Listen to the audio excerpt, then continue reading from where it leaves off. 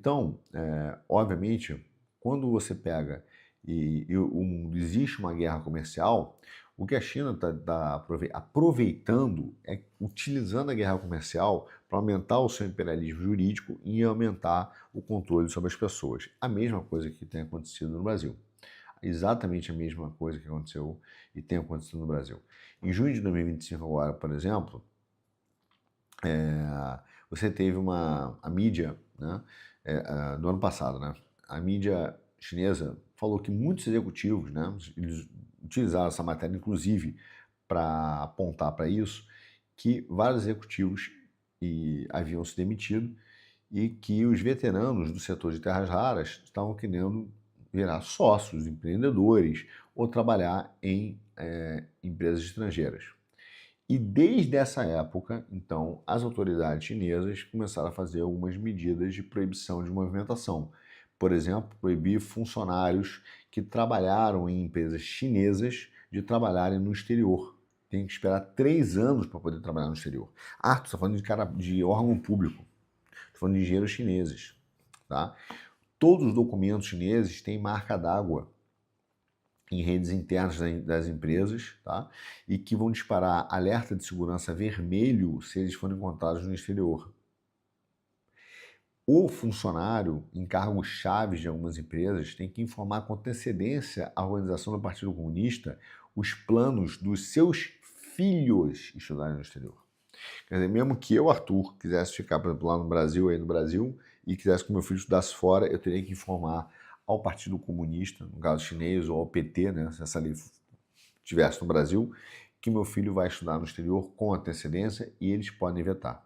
O Ministério de Segurança do Estado chinês, neste ano, abril agora, né, divulgou e contou o caso, né, deu publicidade ao caso de um cara que foi condenado a 11 anos de prisão por ter, na visão do Estado chinês, ter vazado segredos para um funcionário estrangeiro de uma empresa de metais não ferrosos. Né?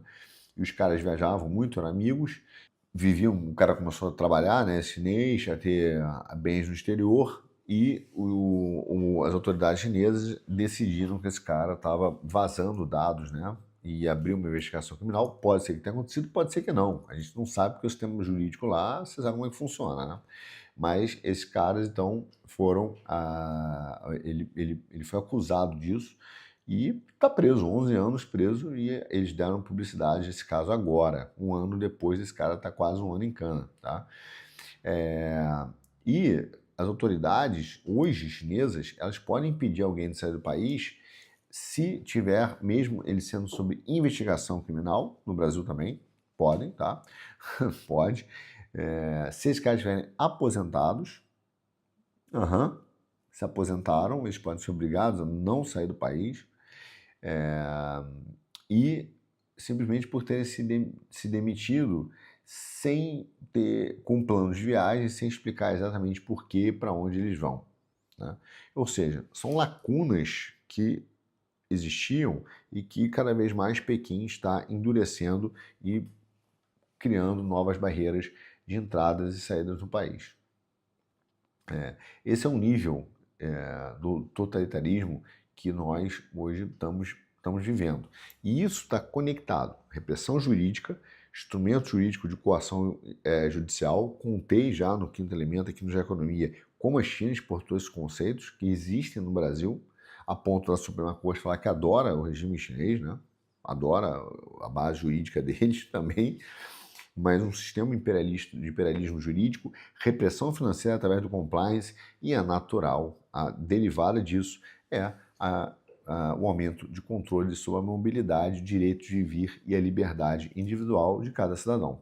E aí tem um terceiro pé, um pé que o Brasil também está adotando, mas a China já adotou de forma muito oficial, o Brasil ainda caminha, tem já os tijolinhos para chegar nesse nível aqui, que é a nova Lei de Segurança Nacional, que a China reivindica, de acordo com a sua base jurídica, o direito de punir os seus críticos. Ou seja, o sistema chinês político já permite com que ele puna os seus críticos.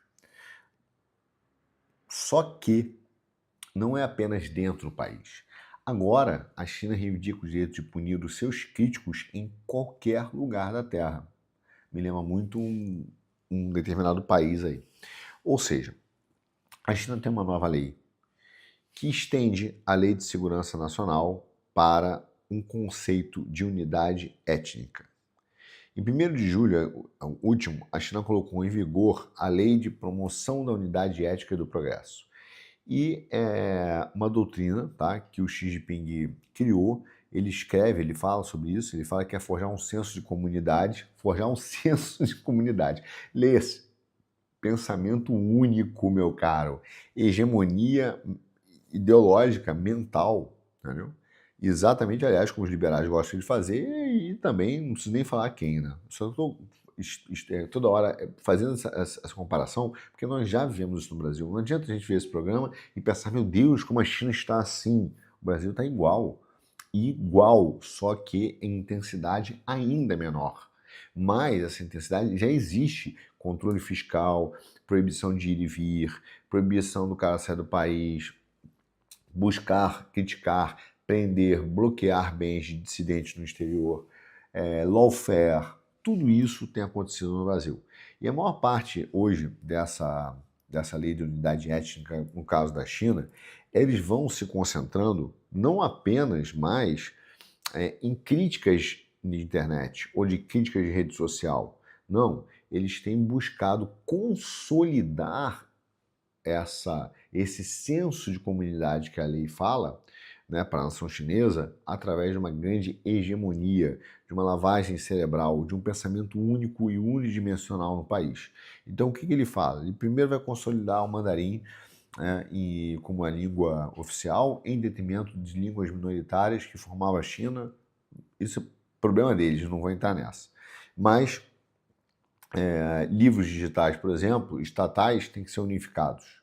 Os bairros têm que ser interligados e projetados para diluir a concentração, por exemplo, de determinados perfis de pessoas. Por exemplo, os tibetanos e os uigures não podem se concentrar numa determinada região. Eles têm que estar diluídos dentro da sociedade. Isso mesmo, é isso mesmo. Ou seja, é um projeto assimilacionista que está bastante avançado na China.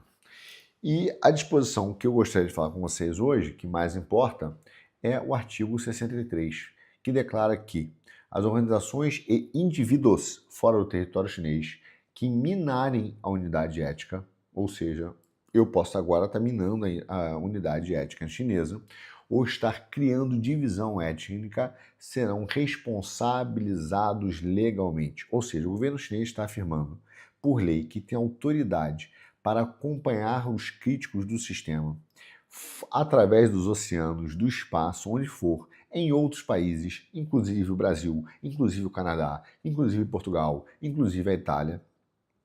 Tá? E que, inclusive, por exemplo, no Canadá você tem uma diáspora chinesa gigante, que é uma das maiores comunidades tibetanas e dos uigur, né, do mundo. Mas a autoridade chinesa pode, nesse momento, monitorar esses caras, e se esses caras simplesmente criarem divisão étnica ou minarem a unidade étnica chinesa, eles podem ser criminalmente responsabilizados. Veja, o perigo não está apenas nessa lei ultrapassar fronteiras. Essa é um perigo que, sem dúvida nenhuma, o mundo tem que voltar a botar, porque existe o abuso dos acordos internacionais. O Brasil, o Ministério Público brasileiro, é especialista em abusar, mentir, entendeu? Distorcer, argumentos e legislações para tentar criar controles extraterritoriais, exatamente igual à China. Haverá um momento em que todos os países terão que começar a rever essas acordos internacionais. O Trump, inclusive, já começou a fazer isso e a lei anticorrupção dele, por exemplo, ele simplesmente falou, não vale, não acabou. Né? Então, eles diminuíram esse controle transnacional. Mas, assim, o perigo não é só ultrapassar as fronteiras, é você estar aqui e ser abarcado por uma legislação brasileira maluca. Não. O perigo, além disso, é que ela criminaliza, o que ela criminaliza, quem ela visa e a forma como essa lei é aplicada. E isso assusta muito, porque mesmo que você seja um crítico no exterior, você começa a ser responsabilizado, né, por um governo no lugar que você não está, por atos que podem ser de opinião, de pensamento, e ela criminaliza, te pega fora do estado onde você está, né, de outro país, ela criminaliza uma coisa que não é crime nessa região, ela visa grupos específicos de dissidentes e ela tem uma aplicação que é fora do Estado de Direito. O Brasil já está passando por isso. Vejam o que a Suprema Corte italiana falou em relação ao processo, devido processo legal no Brasil. E a conclusão é óbvia, nós estamos vivendo um imperialismo jurídico. E esse imperialismo jurídico, eu já alertei várias vezes, não é um ou outro juiz, é um modelo institucional. É um modelo institucional. Pensar que é o A, o B ou o C apenas é um raciocínio preguiçoso, porque nós estamos vendo uma ampliação do uso jurisdicional extraterritorial por países para perseguição de dissidentes, lawfare e perseguição.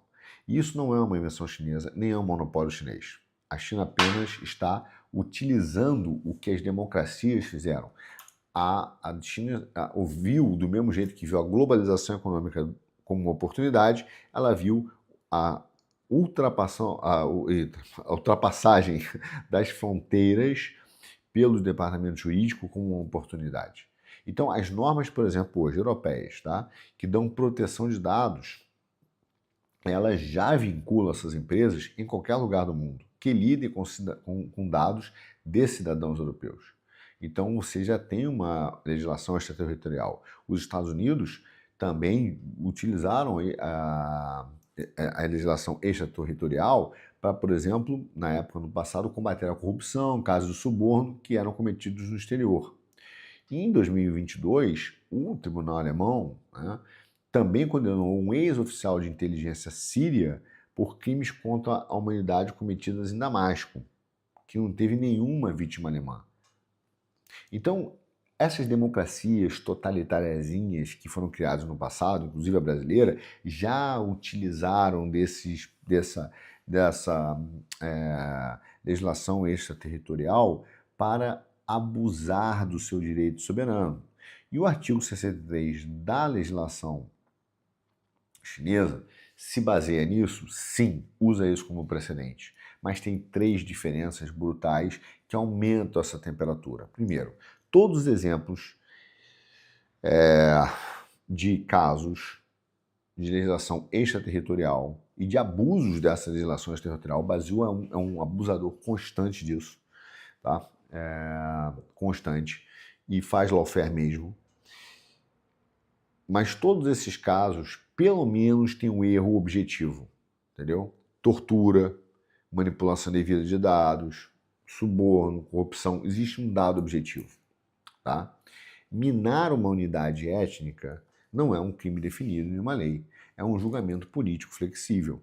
O problema é que até esses casos, né, supostos de suborno, tortura, manipulação de dados, no caso brasileiro e com a justiça brasileira e com o neoconstitucionalismo do Barroso, viraram casos fluidos. Então os caras eles usam os conceitos claros da lei para travestir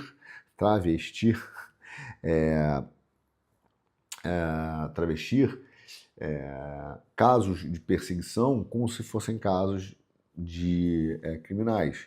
E